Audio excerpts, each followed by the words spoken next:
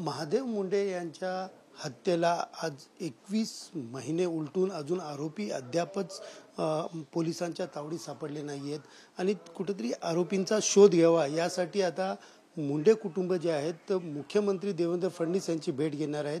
आपल्यासोबत त्यांची पत्नी ज्ञानेश्वरी मुंडे आहे।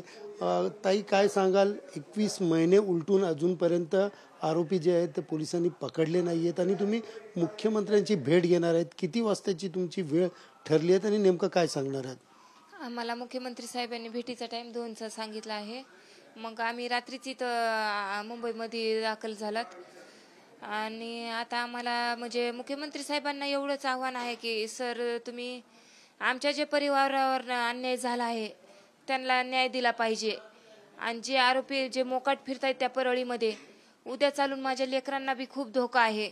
जसा माझा नवरा मारून टाकला तसं माझ्या लेकरांचं उद्या माझे मुलं आहेत तिन्हीच्या तिन्ही बाहेर फिरणारच। मग त्यांना जर काय केलं तर मी काय करायचं? मला त्या दहशतमध्ये मी कसं राहायचं?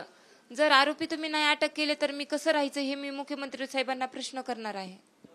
तुम्हाला वेळ तुम्ही मागितलेली का त्यांनी दिलेली? नेमकं मनोज जरांगे पाटील यांना देखील तुम्ही भेटले होते, आज कितीची वेळ त्यांनी दिलेली आहे आणि मध्यस्थी म्हणजे मुख्यमंत्र्याला भेटण्यासाठी कोणी वेळ मागून दिलेली? म्हणजे आम्ही खूप प्रयत्न केले। म्हणजे ज्यावेळेस SP सर आले होते नवीन बेडमध्ये जानेवारी महिन्यात, तेव्हापासून आमचे प्रयत्न होते की कुणाकून का होईना, कोणत्या तरी आमदाराकून का होईना किंवा धसाहेबांनी बी त्यावेळेस विषय काढला होता। आम्ही सगळ्यांच्या हे मार्फत मुख्यमंत्री साहेबांच्या भेटीचं हे केलं, वेळ मागत होतात।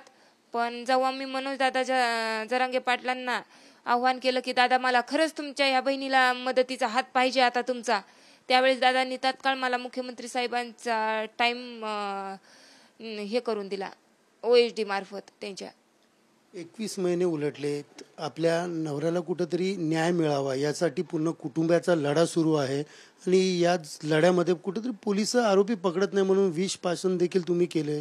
आज 10 दिवस त्याला उलटून गेलेत, यासाठी तुम्ही काय सांगा? म्हणजे त्या दिवशी विष प्राशन केलं त्या दिवशी आम्ही SP सरांना 8 दिवसाच्या अगोदर आत्मदहनाचं निवेदन देऊन आला होतात, त्यावेळेस बी प्रयत्नच। पुन्हा नंतर आम्ही ज्यावेळेस आत्मदहन करायला गेला त्यावेळेस जेव्हा आमच्यासोबत पेट्रोलच्या बाटल्या होत्या त्यांनी तात्काळ जप्त केला, पण विषाची बाटली माझ्याजवळ होती त्याच्यामुळं मी असं कोणालाच माझ्याजवळ येऊ दिलं नाही। पोलीस प्रशासन सगळं होतं त्या ठिकाणी, पण अगोदर आपल्याला त्यावेळेस 20 महिने झालेले होते तरी पण यांचे प्रयत्नच म्हणत होते। पुन्हा मी SP सरांना बोलले, SP सरांनी LCPचं पथक केलं तयार, पण स्थानिक स्तरावर केलं त्यामध्ये काहीच नाही। म्हणजे ह्यांनी 21 महिने केले नाहीत तर आता काय करणार हे माझ्या मनात चालूच राहिलं। पण ज्यावेळेस मी गाडीत बसले त्यावेळेस एक बल्लाळ नावाचे तिथं पोलीस आले आणि ते म्हणले, डायरेक्ट म्हणले, ज्ञानेश्वरी ताई तुम्ही आता कुठे जाणार? मग त्यांना माहिती नव्हतं का मी परळीहून आले होते, परळीला जाणार।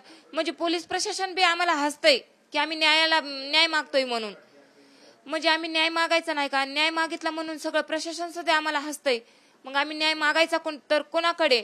म्हणून मी दादांना आव्हान केलं आणि दादांनी मला मुख्यमंत्री साहेबांचा टाइम दिलेला आहे। एकंदरीत पाहायला गेलं तर तुमचा एवढा मोठा मुंबईचा प्रवास आहे, काय विश्वास आहे आणि मुख्यमंत्र्यांना तुम्ही काय सांगणार आहे, काय नेमकं निवेदन देणार? आता आपल्या महाराष्ट्राचे मुख्यमंत्री साहेब आहेत आणि गृह खात्याचे बी गृहमंत्री बी आहेत। मग आता हे घरातलं माझं जे घर उद्ध्वस्त झालं आहे हे साहेबांनी मला न्याय दिला पाहिजे। ते मायबाप आहेत आपले जनतेचे, मग त्यांच्याकडे माझी एवढी मी अपेक्षा लावून आले आहे तिथून इथपर्यंत की माझे लेकरं बाळ घेऊन मी आलेली आहे। एवढी अपेक्षा आहे साहेबांकडून की मला न्याय भेटेल म्हणून। दुसरी गोष्ट पाहायला गेलं तर आरोपी या पूर्ण गुन्ह्यामध्ये किती आरोपी आहेत आणि नेमकं पोलिस त्यांना का वाचवतात? ते कुठनं फोन जातोय, काय तुमचा आरोप आहे? म्हणजे मला पोलीस गोविंद यलमाटे म्हणून आहेत, त्यांनी सांगितलं अनिल चोरमुले सरांकडे DYSP सर आहेत तिथं अंबाजोगाईला आणि नाचन नावाचे PI आहेत आमच्या परळीमध्ये, त्यांच्या देखत सांगितलं बंगल्याहून फोन आला आणि तपास थांबवला म्हणून। म्हणजे बंगल्याहून फोन म्हणजे ह्यांना वाल्मी कराडचाच फोन गेला ना, बंगला मुंडे साहेबांचा आहे आणि तिथला सगळा कारभार वाल्मी कराड सांभाळत होते। मग त्यांनी का फोन केला? त्यांनी का तपास थांबवला?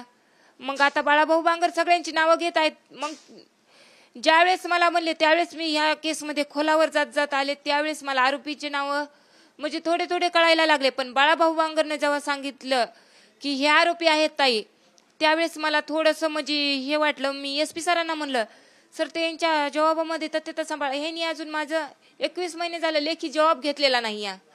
मग आपण यांच्याकडून न्यायाची काय भूमिका करावं. म्हणून मी साहेबांना आजच म्हणणार आहे की साहेब माझ्या परिवाराला न्याय द्या, नाही तर माझं परिवार तुमच्या दारी तरी मग सगळं संपवून टाका. एकंदरीत पाहायला गेलं तर तुम्ही न्यायासाठी या ठिकाणी आले, तर न्याय मिळाला नाही, तर तुमची पुढची भूमिका काय असणार आहे? हा लढा तुम्ही कशा प्रकारे सुरू ठेवणार आहे? म्हणजे पुढची भूमिका आताच मी सांगू शकणार नाही. मी मुख्यमंत्री साहेबांना बोलल्याच्या नंतर मी सांगेल माझी पुढची भूमिका. तरी आमचे जन आंदोलन राहणारच आम्हाला जोपर्यंत न्याय भेटत नाही.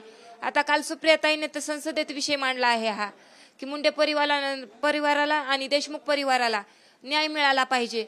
मग आता आपले अमित शहा जे आहेत भारताचे म्हणजे भारतामध्ये हा विषय गेलेला आहे. मग आता न्याय मिळेल मला असं वाटत आहे.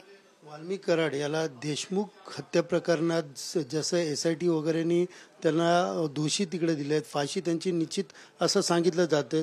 तुम्ही SITची मागणी केलेली आहे, कुठले सक्षम अधिकाऱ्यांचीही तुम्ही मागणी केलेली आहे. कोण आहेत ते अधिकारी, काय नाव आहे? मला म्हणजे साबळे सर ज्यांनी पहिला तपास केलेला होता या केसमध्ये, तत्कालीन ते म्हणजे पथकाचे हे होते, अध्यक्ष होते.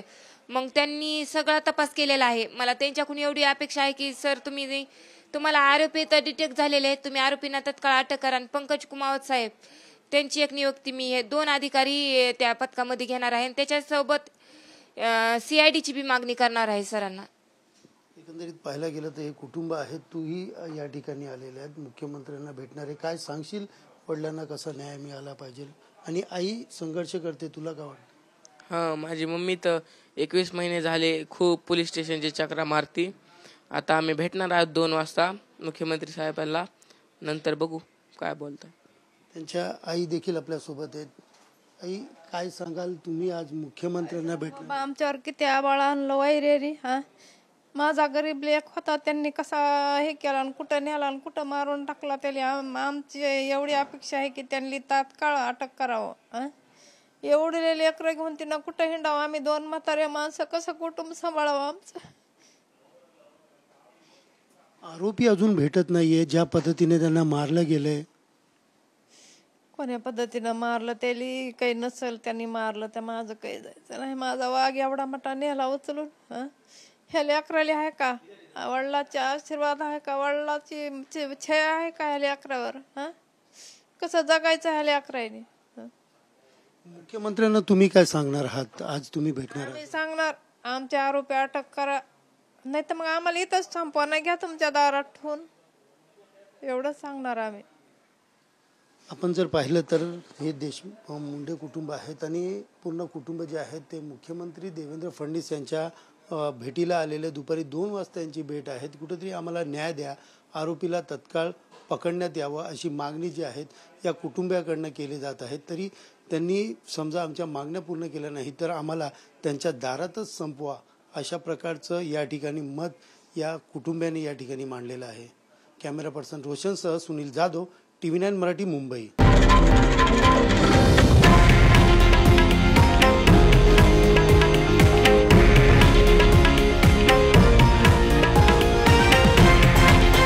हे आहे देशातील नंबर 1 न्यूज नेटवर्क आणि आपण पाहत आहात TV9 मराठी, एकमेव.